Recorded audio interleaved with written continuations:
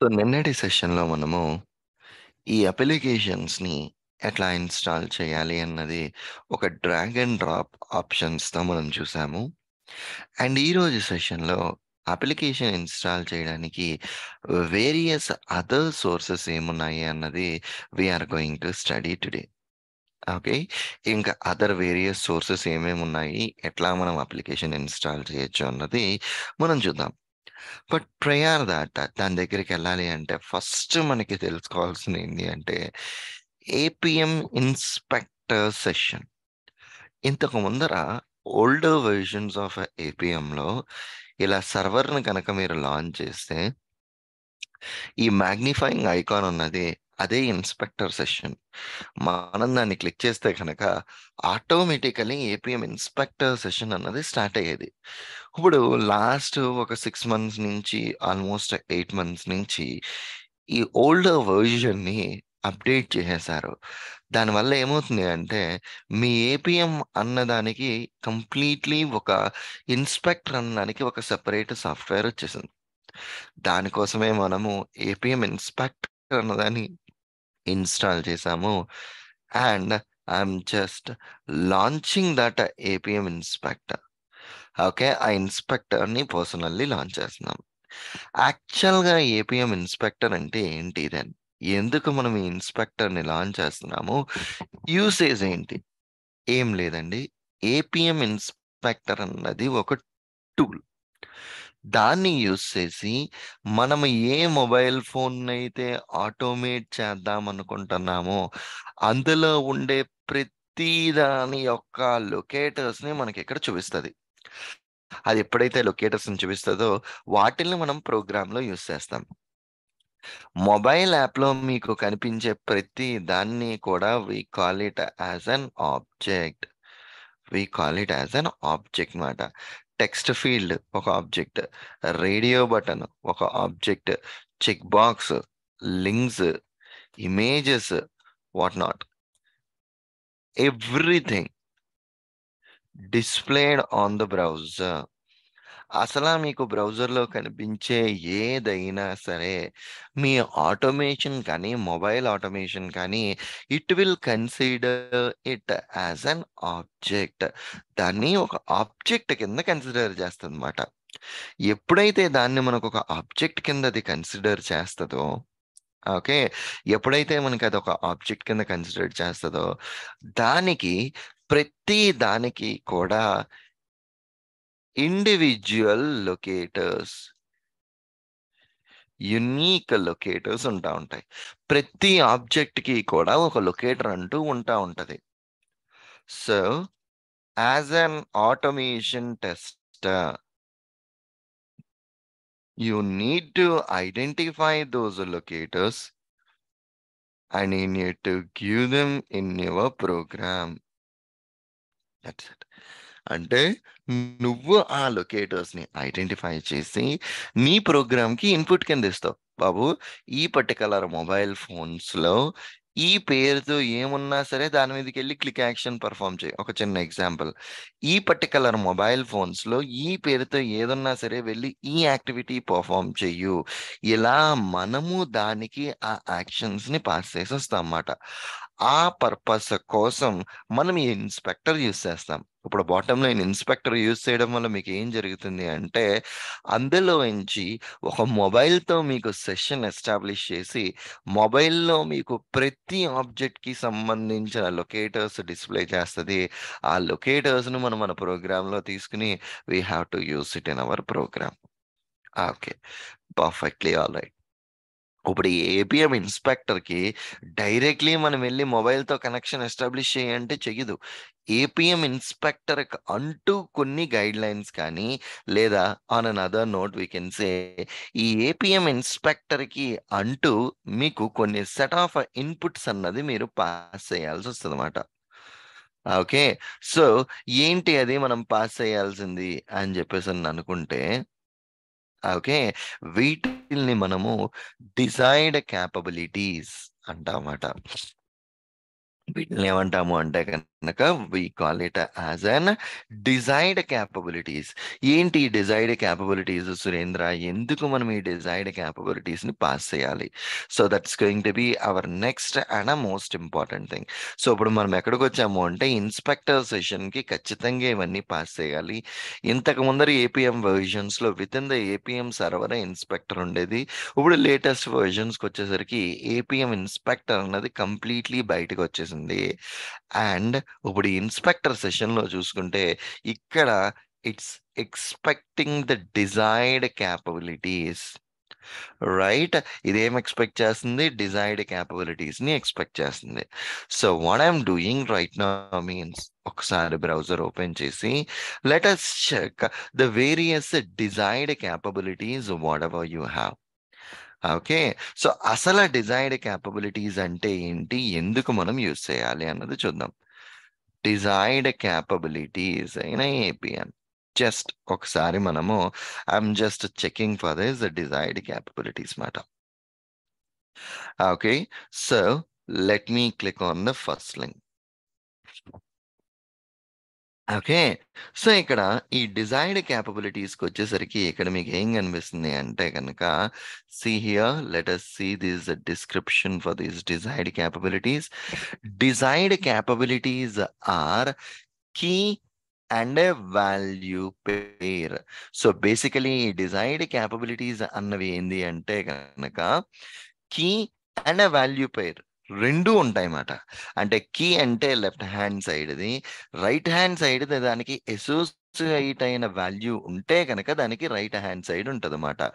Key and as well as a value pair ఏంటిది ఈ desired capabilities కి. So ఇక్కడికి వచ్చేసరికి మీకు ఏమవుతుంది, desired capabilities are key value pairs encoded in a JSN.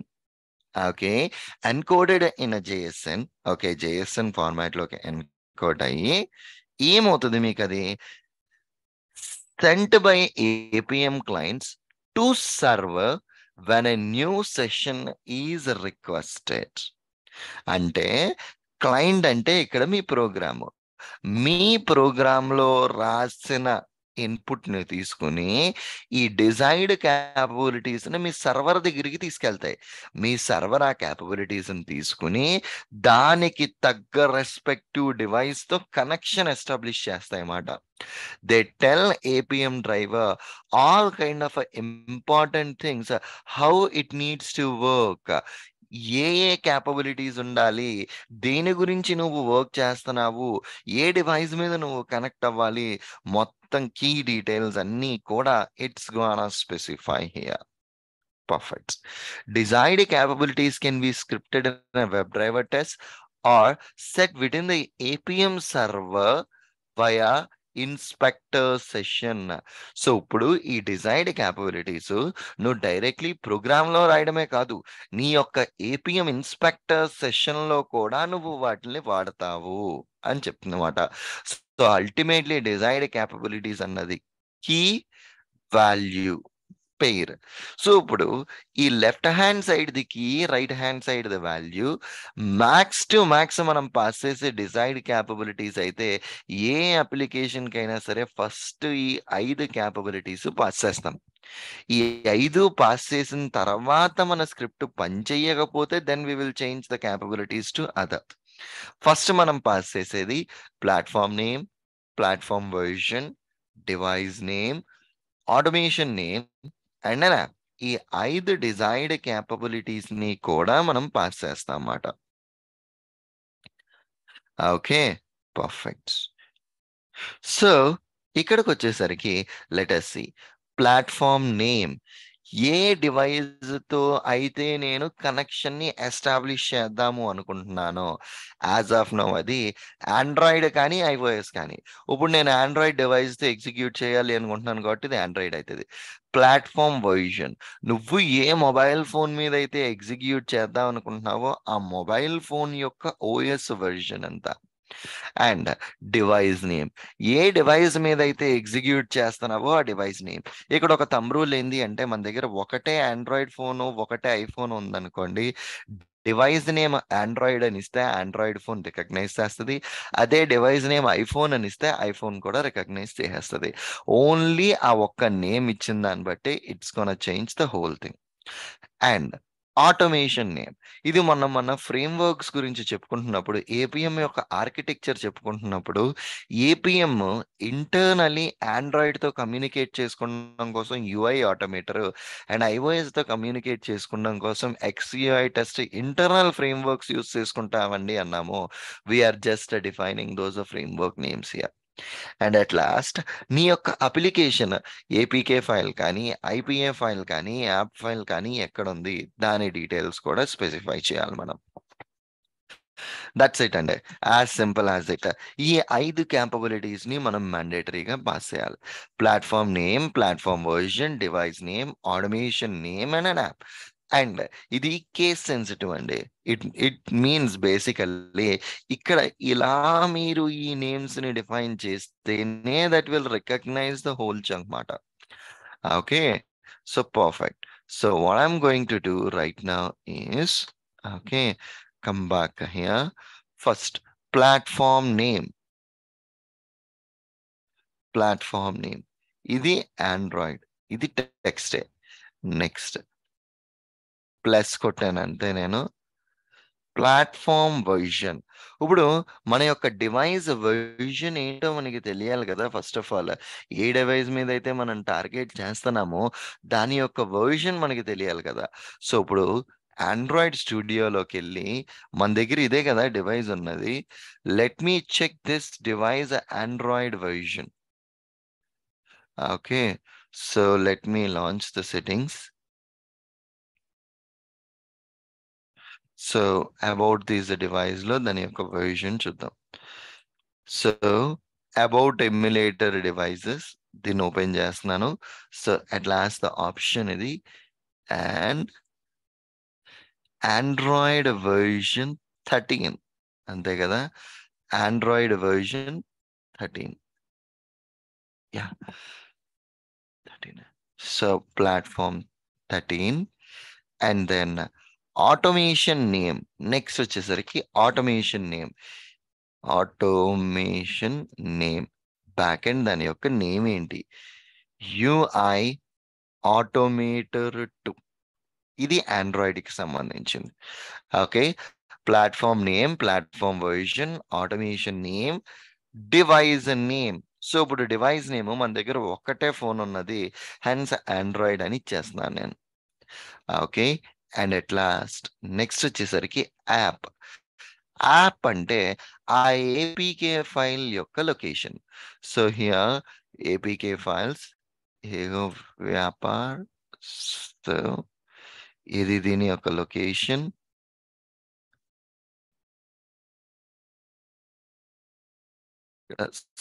Slash Vyapar APK. That's it. So ఇవన్నీ నేను ఈ డీటెయిల్స్ ఫిల్ చేసిన తర్వాత ఇక్కడ సేవ్ యాజ్ అనే ఒక ఆప్షన్ ఉన్నది. I'm just choosing that save as option. ఎందుకు దీన్ని సేవ్ చేసుకుంటున్నాను అంటే ఇది స్టాండర్డ్ ఇన్ఫర్మేషన్. మూవింగ్ హెడ్ నాకు కావాలన్నప్పుడు యూజ్ అవుతుంది కాబట్టి ఫస్ట్ నేను దీన్ని సేవ్ చేసుకుంటున్నా. సో దట్ ఎవ్రీ టైం నేను ఈ ఇన్ఫర్మేషన్ని రాయాల్సిన అవసరం ఉండదు. సో దీనికోసం ఆండ్రాయిడ్ అని దీన్ని సేవ్ చేసేసాను. దట్స్ ఇట్ అండి.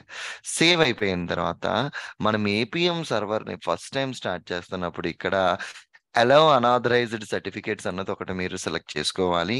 Okay, this is the first option that you need to select. And additionally ఇక్కడ ఇప్పుడు ఇది ఎలాగైతే ఉన్నదో 4723, ఇదిగో 127.0.0.1 and here the port number 4723 and ఈ వాల్యూ స్లాష్, ఈ మూడింటిని మనం ఫిల్ చేయాలి. 127.0.0.1 4723 1/, ఇవన్నీ మనం ఇక్కడ ఫిల్ చేయాలి. ఫిల్ చేసి స్టార్ట్ సెషన్ కొడదాం. సో మేబీ ఇక్కడ నేను స్టార్ట్ సెషన్ కొట్టినప్పుడు అవ్వచ్చు, అవ్వకపోవచ్చు, దట్స్ ఫైన్. సో హియర్ ఇది ఎర్రర్. సో ఏంటి అన్నది ఇక్కడ చూద్దాం. Fail to create a session, the request resource could not find, or a request was receiving using a HTTP method that is not supported by a mapped resource. Okay, so ఇది ఇప్పుడు జనరల్‌గా మనకి ఈ APM సర్వర్‌లో వచ్చే quiet కామన్‌గా ఉండే issues మాట ఇది. Okay. So, copy this whole thing. ఓకేనా? సో, దీన్ని మొత్తాన్ని కాపీ చేస్తున్నాను నేను. Let me come back here. So, ఇక్కడ ఇందులో మనం యూజువల్‌గా ఏం చేయాలి అంటే WD hub web driver hub అని మనం ఇక్కడ మెన్షన్ చేస్తాం. It's a mandatory 127.0.0.14723 web driver hub అని పెట్టి మళ్ళా స్టార్ట్ సెషన్ కొడదాం. Let us see right now. ఈ సింపుల్ వర్డ్ మొత్తాన్ని మనకి ఫిక్స్ చేస్తుంది యూజువల్ గా. అందుకని నేను ఇక్కడ దీన్ని యాడ్ చేసి మళ్ళా సెషన్ ని స్టార్ట్ చేస్తున్నాను నేను. Let us see how this is going to work this time.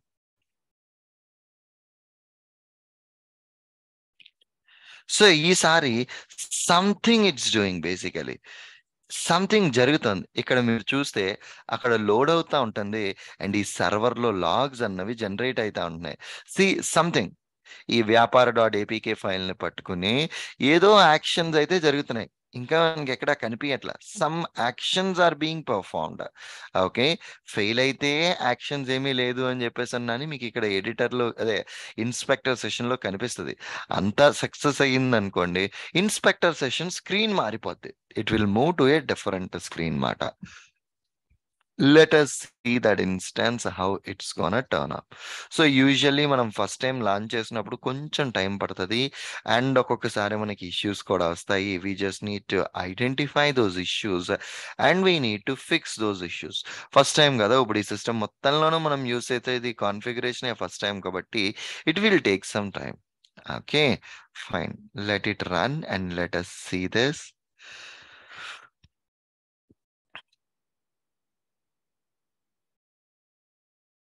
Here ఇప్పుడు సర్వర్లో ఇష్యూ వచ్చింది.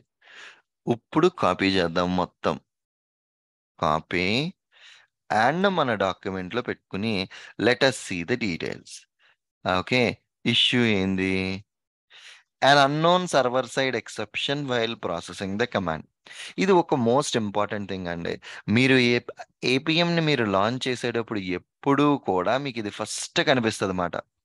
ఓకే, నీ యొక్క సర్వర్ని మనం అర్థం కావట్లేదు అని చెప్పేసి అన్నాను.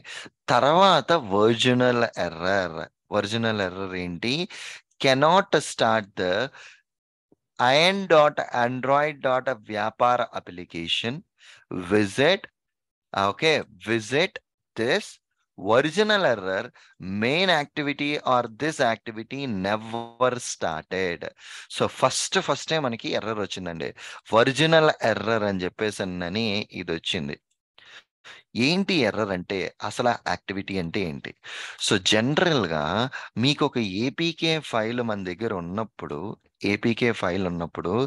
మన ప్రోగ్రామ్ ఆ ఏపీకే ఫైల్ను వాడుకుంటే immediately it will launch the app. అది యాప్ని లాంచ్ చేయడం కోసం internally by default it will try to use those two APK two activities. ఆ యాక్టివిటీసే మెయిన్ యాక్టివిటీ ఒకటి, అండ్ ఇది ఇంకొక another main activity. By default me APM ఎప్పుడూ కూడా ఈ మెయిన్ యాక్టివిటీని లాంచ్ చేయడానికి ట్రై చేస్తుంది. Some times developer different scenarios use చేసినప్పుడు మీ అప్లికేషన్ అన్నదే లాంచ్ అవ్వదు. అప్పుడు what we need to do is we need to identify the actual launchable activity. ఏదైతే లాంచ్ అవుతుందో ఆ యాక్టివిటీని నువ్వు లాంచ్ నేమ్ ఇవ్వాలి. యాప్ యాక్టివిటీ అని చెప్పేసి అన్నాను. మనం యాక్టివిటీని నేమ్ ఇవ్వాలి. Then it will launch it. Okay, that's fine. First error సినారియోతో వెళ్ళడం కంటే let me see a different APK file once and let us check whether it is working or not. ఈ ఏపీకే ఫైల్స్లో న్యూ ఏపీకే ఫైల్స్లో ecom1.apk file ఇచ్చి చూద్దాం work out అవుతుందా లేదో. Okay, so good. సో ఇది మొత్తం డిలీట్ చేసేసి /ecom1.apk స్టార్ట్ సెషన్ అని కొడుతున్నాను ఈసారి మళ్ళా. ఓకే, సి వన్ థింగ్, ఇందాక ఇష్యూ వచ్చేసరికి మంది కాదండి. APK file issue. అలాంటి ఇష్యూస్ వచ్చినప్పుడు మనం ఏం చేయాలో మనకి సొల్యూషన్ కూడా తెలుసు. ఇప్పుడే మనం ఆ సొల్యూషన్‌కెళ్తే ఏంది అంటే అది కొంచెం కన్‌ఫ్యూజింగ్‌గా ఉంటదన్నమాట. సో, అందుకని ఆ కాన్సెప్ట్ చెప్పట్లేదు నేను. అట్లాంటి ఇష్యూస్ వస్తే మనం హ్యాండిల్ చేయగలము. బట్ యాస్ ఆఫ్ నౌ మనం చూసేది ఏంది అంటే గనక ఏపీకే ఫైల్ డైరెక్ట్‌లీ ఇస్తే ఇలా ఆ స్క్రీన్ ఇలా మారిపోద్దండి. సో, చూడండి మీరు మీ మొబైల్ డివైస్‌లోకెళ్తే ఆ యాప్‌ని లాంచ్ చేసేసింది. లాంచ్ చేసిన స్క్రీన్ ఇక్కడికొచ్చింది. ఇది సగమే వచ్చింది. ఇంకా సగం రాలేదు. ఇక్కడ రీలోడ్ ఐకాన్ ఉన్నది. ఎప్పుడైతే మనం ఈ రీలోడ్ ఐకాన్ కొట్టామో, అక్కడ ఏదైతే స్క్రీన్ ఉన్నదో సేమ్ అదే స్క్రీన్ ఇక్కడికి మనకి తీసుకొస్తది. That's it. As simple as it అండి. సో, ఇక్కడ మీరు క్లియర్‌గా అబ్జర్వ్ చేస్తే ఇప్పటి వరకు మనం చూసింది ఏంది అంటే గనక ఏపీఎం ఇన్స్‌పెక్టర్ సెషన్ అంటే ఏంటో చూసాం. అండ్ దెన్ దాని తర్వాత అందులో ఉండే ఆబ్జెక్ట్స్ ఎలా ఉంటాయి, ఎలా పెడతారో అన్నది తెలుసుకున్నాం. అండ్ దెన్ డిజైర్డ్ కేపబిలిటీస్ అంటే ఏంటో చూసాం. And created a new APM inspector session. ఒక న్యూ ఏపీఎం ఇన్స్‌పెక్టర్ సెషన్‌ని ఎస్టాబ్లిష్ చేసి ఒక యాప్ ఇన్‌స్టాన్స్‌ని ఇన్‌స్టాల్ చేసాం. అంతవరకు మనం చేసామండి. ఓకే. Good enough. సో, ఇక్కడితో సెషన్‌ని రికార్డింగ్ ఆపుదాము. Let's take a pause for now. Okay.